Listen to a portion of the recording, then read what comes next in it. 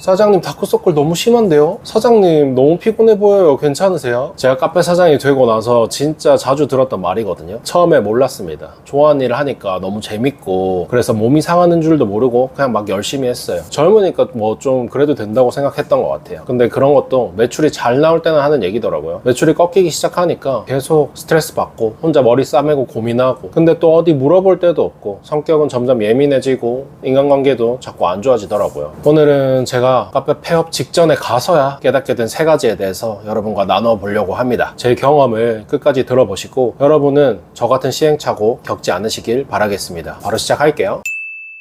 첫 번째는 멘토 없이 창업한 겁니다. 저는 20대에 카페 창업을 했어요. 24살 때 카페 알바를 시작했고 그 일하던 카페를 3년 뒤에 인수해서 27살 때 카페 사장이 됐습니다.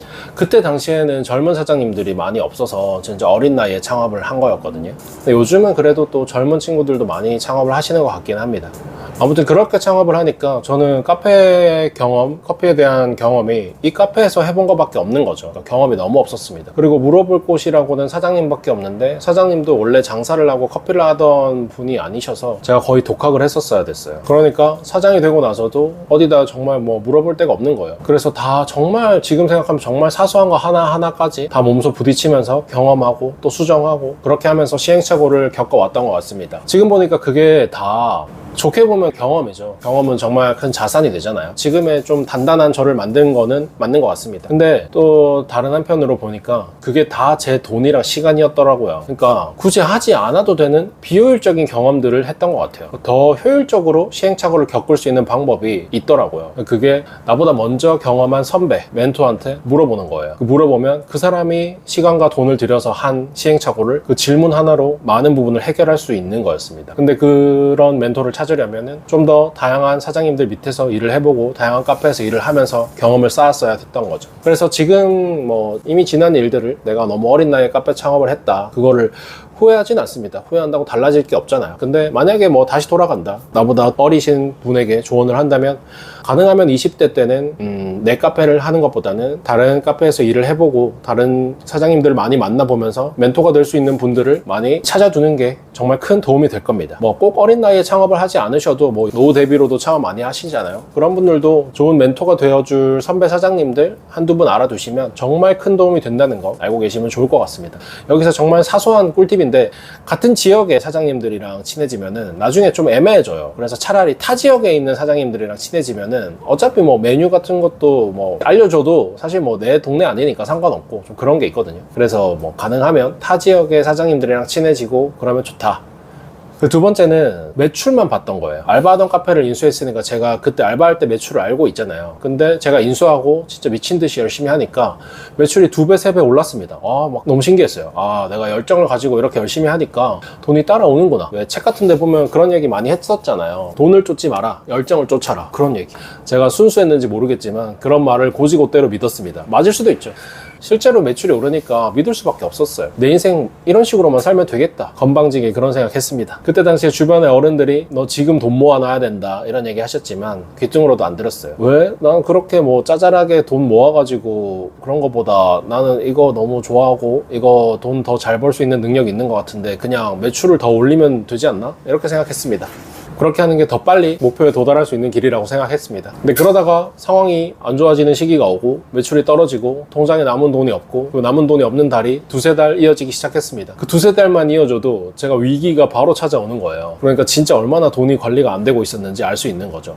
그때는 막 매출 오르니까 같이 일하고 싶은 사람이 있으면 막 고용해서 같이 일하고 또 가보고 싶은 데 있으면 가고 해보고 싶은 거 있으면 해보고 그러면서 돈을 막 쓰면서 이제 장사를 했었어요. 그렇게 통장에 잔고가 없으니까 같이 일하고 싶었던 그 사람들에게 월급을 올려주기는 커녕 내보내야 되는 상황들이 왔고 근데 또 그 타이밍에 이 동네 카페가 우후죽순 들어오기 시작했고 손님들도 저희 카페보다 이제 새로운 카페를 가시기 시작하는 거죠. 그러다 보니까 우리 카페가 더 이상 이 상권에 존재할 이유도 없구나 이런 생각도 들었고요. 그러는 와중에 이제 통장 잔고까지 없는 거죠. 그러니까 정말 폐업밖에 안 보였어요. 이제 직원들이나 단골 손님들한테 인정받고 싶은 욕구 같은 것도 있었는데 그것도 이제 안 채워지고 우리 카페의 존재의 이유도 이제 없어지는 것 같고 그렇다고 통장 잔고가 있냐 하면은 잔고도 없는 거죠. 이 3가지 가지가 다 안 되는 이유가 뭐였을까 고민을 하게 됐습니다. 그때 제가 그만두기 직전에 이제 찾은 결론이 돈에 대한 무지함이었습니다. 아, 내가 돈을 너무 모르고 살았구나. 돈에 대해서 너무 신경을 안 쓰고 살았구나. 좋아하는 일만 하면 돈은 그냥 따라오는 거라는 말을 너무 믿었구나. 그래서 그때부터 돈을 일단 공부를 해보자 해서 그때부터 이제 돈에 대한 유튜브 콘텐츠만 찾아보고 돈에 대한 책만 보기 시작했습니다. 그렇게 관심을 가지고 좀 보다 보니까 이게 이제 돈을 버는 능력, 즉 매출만이 중요한 게 아니라 돈을 관리하는 능력도 필요하다는 걸 알게 됐습니다. 사업체에 순수익이 없고 현금이 돌지 않으면 위기 상황이 왔을 때 저처럼 대비를 할 수가 없고 또 뭔가를 새로 시도하면서 성장도 할 수가 없는 거죠. 그러면은 당연히 시장에서 도태가 되는 거고 사라질 수밖에 없는 게 수순이었습니다. 그래서 그 이후로는 제가 돈을 버는 구조 자체를 좀 다시 짰고 매출이 아닌 고정비, 변동비 다 빼고 내 생활비까지 다 빼고 진짜 순수하게 저축 가능한 돈, 순이익 그것만을 기준으로 재정비를 하기 시작했습니다.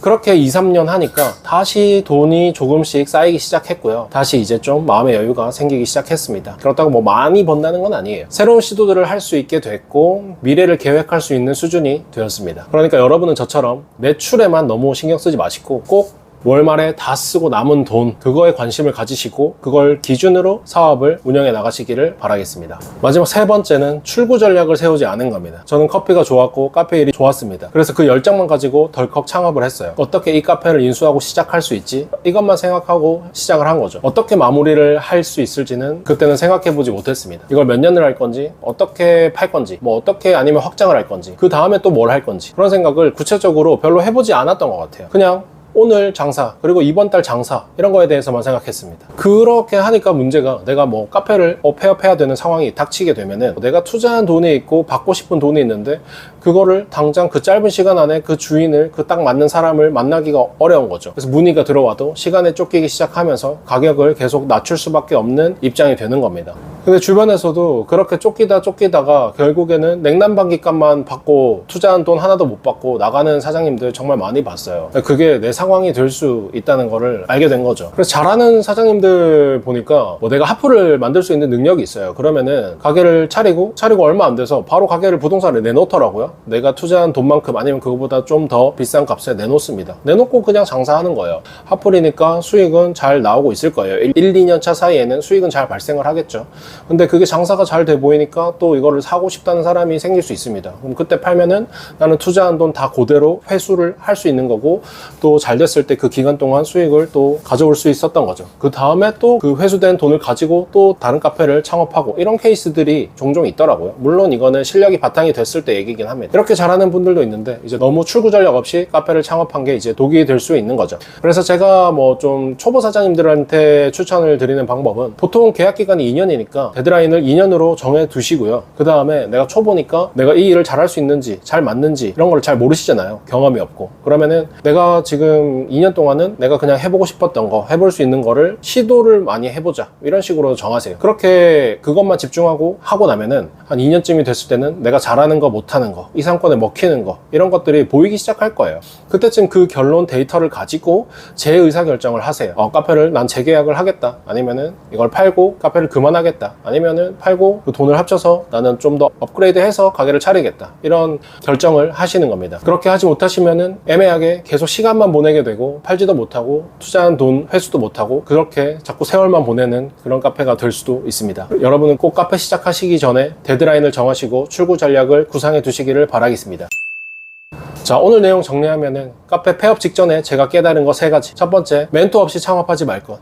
두 번째, 매출만 보지 말 것. 세 번째, 출구 전략을 세워둘 것입니다. 저는 알바 시절 포함하면은 지금 이 자리에서만 16년 차 카페 일을 하고 있고요. 제 카페를 한 지는 13년 차가 됐죠. 그리고 폐업할 뻔했던 때는 9년 차 때였습니다. 저는 카페를 9년이나 하고 나서야 이런 중요한 것들을 뒤늦게 깨달았네요. 여러분은 저처럼 안 겪어도 되는 시행착오 하지 마시고 현명하게 카페 운영 잘 해나가시기를 바라겠습니다. 카페 운영하시면서 궁금한 점 혹시 어려운 점 있으시면 댓글로 남겨주시면 다 답글 달아드리도록 하겠습니다. 앞으로도 다양한 카페 이야기 가지고 올 테니까요. 좋아요, 구독 부탁드리고요. 오늘도 영상 봐주셔서 감사합니다. 좋은 하루 되세요.